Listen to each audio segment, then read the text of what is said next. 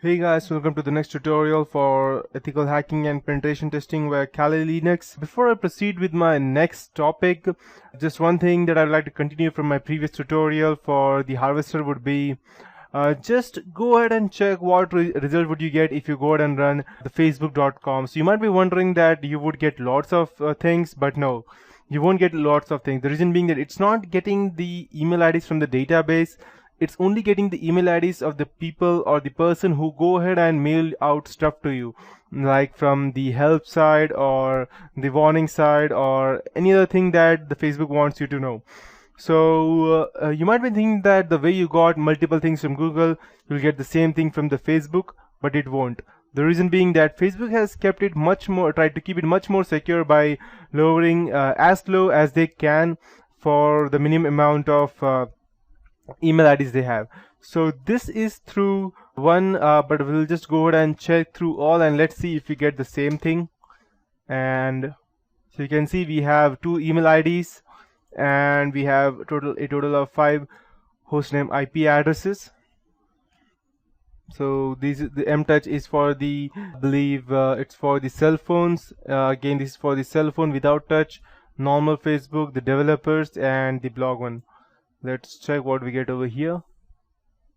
I believe we did not get anything in the PGP server. So, and Bing has lots of results, I believe, because even in the first 50 results it got something.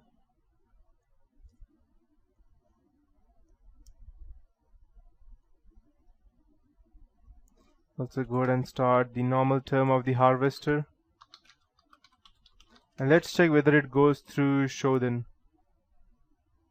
Okay. No, I believe it does not go through Shodan. Perfect.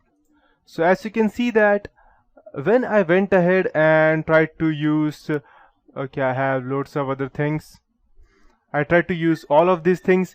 I got n number of email IDs than the one I got over here.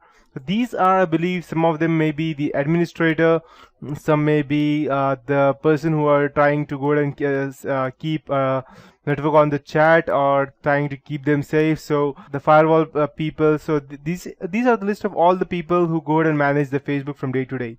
So yeah, it's good enough. I can see, as far as I can see. Fine. So now this is just for this is through a social networking website.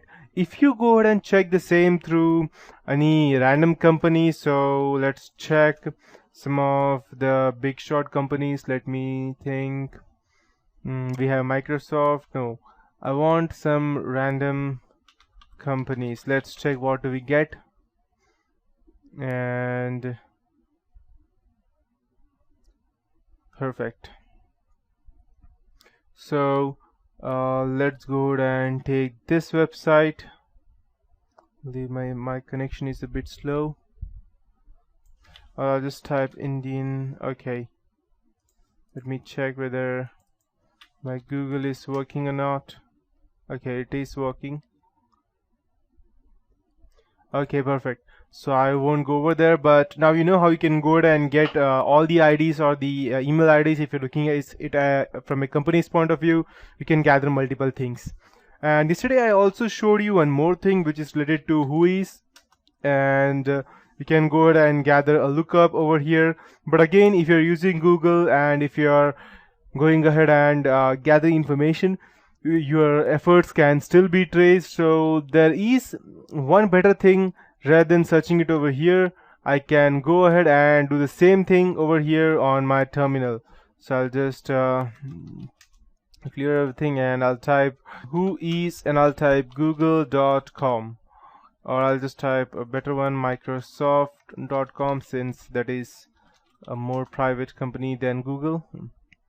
Perfect. So even without using any kind of tool, I just went ahead and typed whoisgoogle.com and it gave me all the information.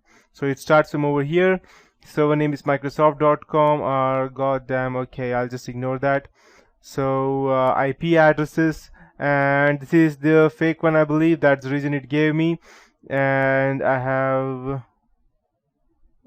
okay, fine.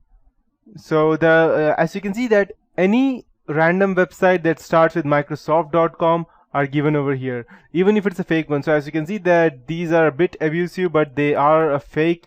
That's the reason it still gave it out, because these are the fake ones. Only the ones ending with Microsoft.com are the real one. Everything else is fake. So you can go. So this is better than just going ahead and searching over the web, because the web will only give you a specific, or it will go ahead and narrow it down to the original Microsoft.com. Whereas when you go ahead and try it Linux, it will go ahead and give you all the website that starts with Microsoft.com. So you can also go ahead and check, let's say, google.com, and you will get even the fake websites created by us, or which are the names which are similar to google.com. And yes, as you can see that these are the fake addresses. And so next time if you get any kind of mail from these addresses, make sure that you know that these are fake and these are not the real one. We can check the whois server, the directory, and if you want to gather much more information, then you can just type whois and you can type help.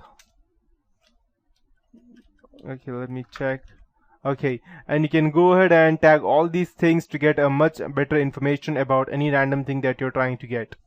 So that would be it from this end for whois and the previous one. Now I'll be reporting up next to dnsenum, which is quite a useful tool, and I showed you again yesterday several tools related to DNS information gathering, but this time we would be doing it through again our terminal. And so there is a separate tool for all DNS analysis in Kali Linux, and as you can see, I'll be teaching you all of these things, starting with the smallest one and the first one, and I may leave out one or two if I think that they are not that good in collecting information, but I'll still teach you the most important ones. So as you can see, we have loads of other tools, and we will almost be learning 90% of them in these tutorials starting from now on. So these are vulnerability analysis for the websites, checking how secure they are. These are for the web applications running online. These are offline attacks. And password attacks can be much faster if you have a graphic card with you, because most of the times, or almost all of the times, password attacks are cracked by graphic cards. The reason being that they are much faster than a normal CPU. That's why. So we have your wireless tools, exploitation tools, sniffing, spoofing, maintaining access, reverse engineering, and many more. So starting with the dnsenum,